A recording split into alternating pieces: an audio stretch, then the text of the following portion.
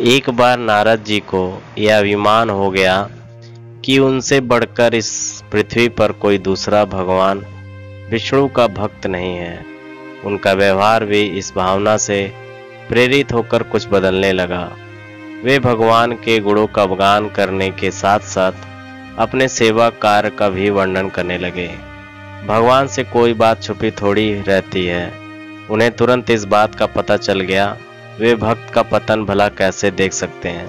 इसलिए उन्होंने नारद को इस दुष्वृत्ति से बचाने का निर्णय किया। एक दिन नारद जी और भगवान विष्णु के साथ वन में जा रहे थे। अचानक विष्णु जी एक वृक्ष के नीचे बैठकर थक गए और बोले, भाई नारद जी, हमें तो थक गए हैं, प्यास भी लगी है, कहीं से पानी मिल जाए तो लाओ।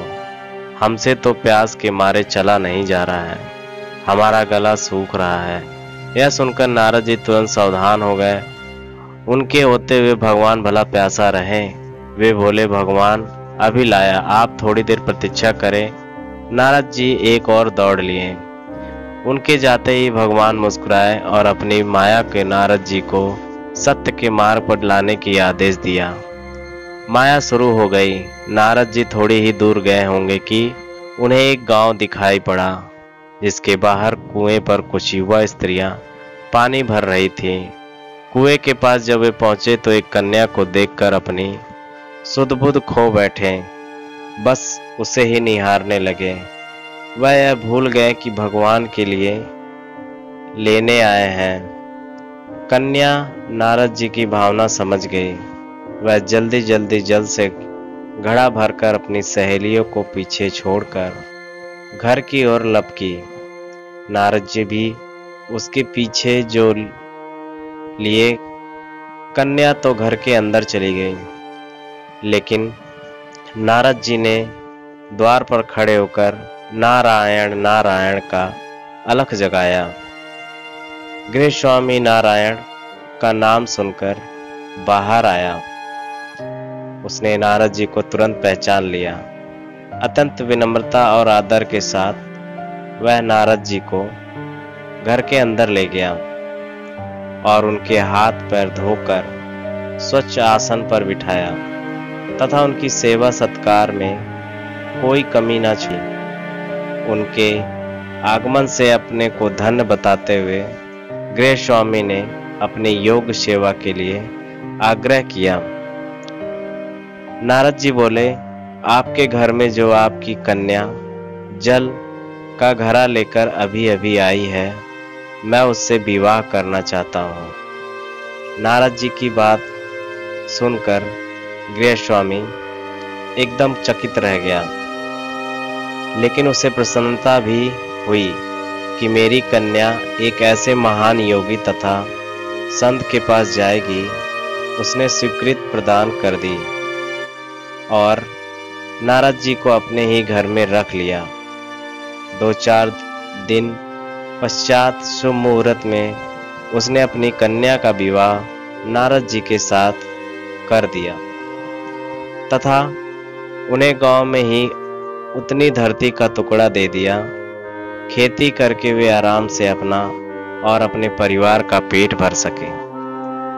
अब नारद जी की वीणा एक खूंटी पर ही टंगी रहती थी, जिसकी ओर उनका ध्यान बहुत कम जाता था। अपने पत्नी के आगे नारायण को वे सब भूल गए। दिन भर खेती में लगे रहते थे। कभी हल चलाते तो कभी पानी देते, कभी बीज बोते तो कभी निराई गुड़ाई करते। जैसे जैसे पौधे बढ़ते, उनकी प्रसन्नता का पारावार न रहता था। फसलें हरे वर्ष पकती कटती, अनाज से उनके कठोर भर जाते। नारद जी गांव के एक संपन्न किसान माने जाने लगे। वर्ष दर वर्ष बीतते चले गए और नारद की गृहस्थी भी बढ़ती चली गई। 3-4 लड़के लड़कियां भी हो गए। अब नारद जी को एक क्षण की भी फुर्सत नहीं मिलती थी। वे हर समय बच्चों के पालन पोषण तथा पढ़ाई लिखाई में लगे रहते थे अथवा खेत में काम करते रहते थे। अचानक एक बार तेज बारिश हुई जिसने कि कई दिनों तक बंद होने का नाम ही नहीं लिया। बादलों की गरज और बिजली की कड़क सबके हृदय में भय उत्पन्न कर दिया। मूसलाधार वर्षा ने गांव के पास बहने वाली नदी में बाढ़ की स्थिति पैदा कर दी। चारों ओर पानी ही पानी फैला गया। कच्चे पक्के सभी मकान ढहने लगे। घर का सामान बह गया। पशु भी डूब गए। उनके व्यक्ति मर गए। गांव में त्राही ताही मच गई। नारद अब क्या करे। उन्होंने भी घर में जो थोड़ा कीमती सामान था उसकी गठरी बांधी और अपनी पत्नी तथा बच्चों को लेकर जान बचाने के लिए पानी में से होते हुए बाहर निकलने लगे। नारद जी बगल में गठरी थामे एक हाथ से एक बच्चे को पकड़े और दूसरे हाथ से अपनी पत्नी को संभालते हुए, पत्नी भी एक बच्चे को गोद में और एक का हाथ पकड़े धीरे धीरे आगे बढ़ने लगी। पत्नी पानी का बहाव अत्यंत तेज था तथा यह भी पता नहीं चलता था कि कहाँ गड्ढा है और कहाँ टीला। अचानक नारद जी ने ठोकर खाई और गठरी बगल से निकलकर बह गई। नारद जी गठरी कैसे पकड़ते? दोनों हाथ तो घिरे थे।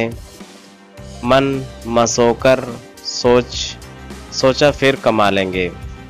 कुछ दूर जाने पर पत्नी एक गड्ढे में गिर पड़ी और गोद का एक बच्चा छूटकर बह गया।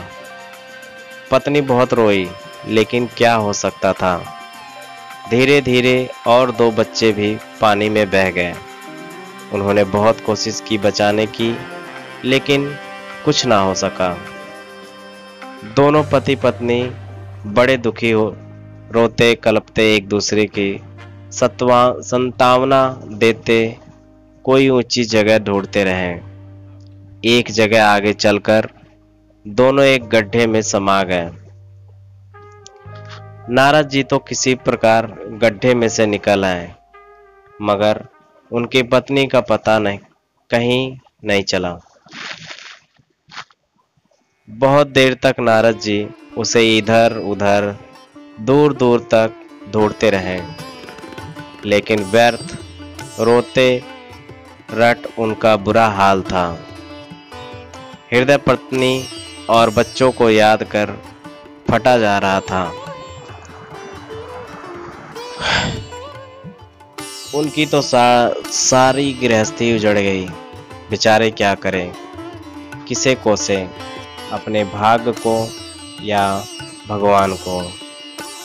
भगवान का ध्यान आते ही नारद जी के मस्तिष्क में प्रकाश फैल गया और पुरानी सारी बातें याद आ गईं।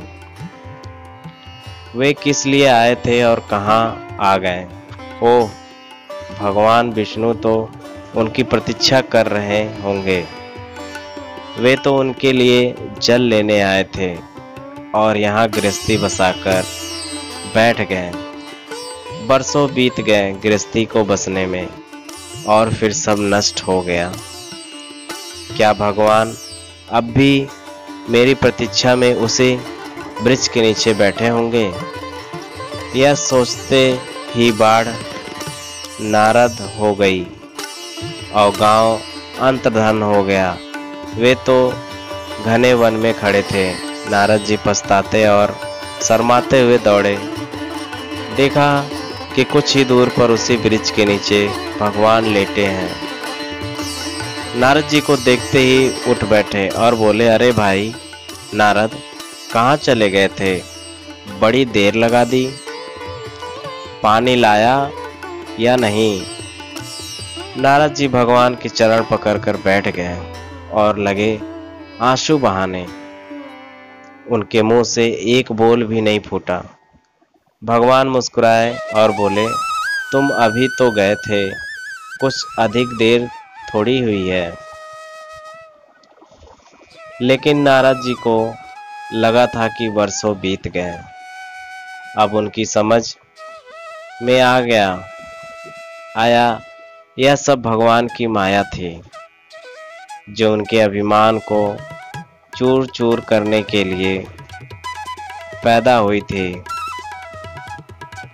वे सोचने लगे, उन्हें बड़ा घमंड था कि उनसे बढ़कर त्रिलोक में दूसरा कोई भक्त नहीं है।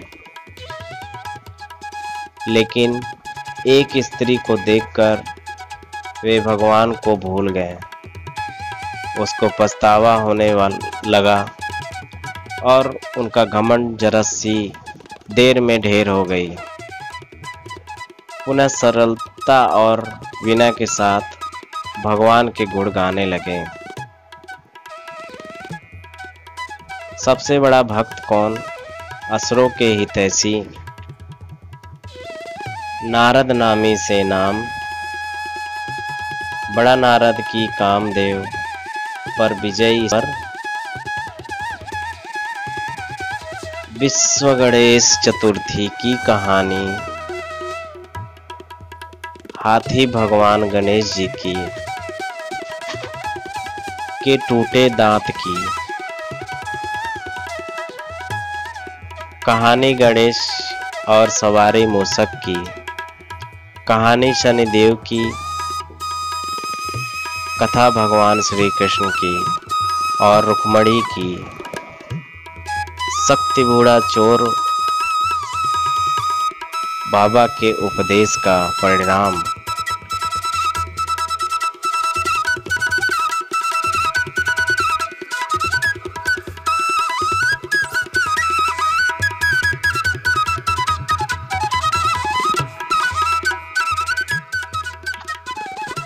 समाप्त। ऐसे ही धार्मिक कहानियों के लिए मेरे चैनल को सब्सक्राइब कीजिए और ढेर सारा प्यार दीजिए। धन्यवाद। राधे राधे। जय श्री कृष्णा।